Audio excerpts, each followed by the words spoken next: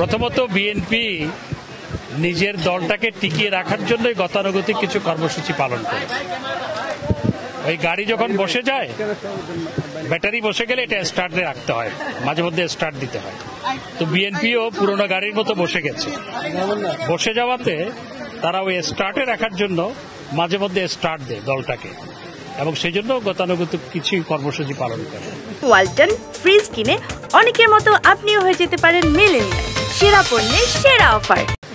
আর মির্জা ফখরুল ইসলাম আলমগীর সাহেব, তাদের অন্যান্য নেতারা, রিজভী সাহেব সহ অন্যান্য নেতারা যে হিসাব দিচ্ছেন গ্রেপ্তারে, বাংলাদেশে প্রতিদিন কয়েক হাজার মানুষ আপনার চুরির অপরাধে, ডাকাতির অপরাধে, ছিনতাইয়ের অপরাধে, অন্যান্য সন্ত্রাসী কর্মকাণ্ডের অপরাধে গ্রেপ্তার হয়।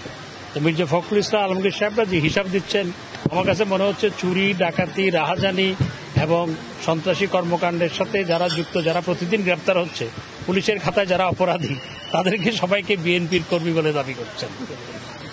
এটাই তার কথাই মনে হচ্ছে। আরেকটি বিষয় হচ্ছে, বিএনপির কোনো নেতা কিংবা কর্মীর বিরুদ্ধে কোনো রাজনৈতিক মামলা দেওয়া হয়নি। তাদের বিরুদ্ধে যে মামলাগুলো হয়েছে সেগুলো গাড়ি পোড়ানোর মামলা, সন্ত্রাসী মামলা, পুলিশের উপর হামলার মামলা, মানুষের উপর হামলার মামলা, এই সমস্ত মামলায় তারা গ্রেপ্তার হয়েছে। তাদের বিরুদ্ধে আদালতে মামলা বিচারাধীন আছে। এটা আমরা গত 15 বছর ধরে শুনতে পাচ্ছি যে আমরা চোরাবালির উপরে দাঁড়িয়ে আছি।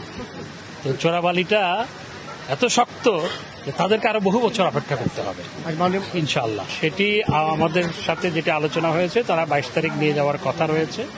তবে সেটা অনেক কিছুর উপর নির্ভর করবে। সেটি হচ্ছে সেখানকার পরিস্থিতি, তাদেরকে পরিবহন করে নিয়ে যাওয়া কতটুকু নিরাপদ, এবং একই সাথে সমুদ্র এবং আবহাওয়া পরিস্থিতির উপর নির্ভর করবে।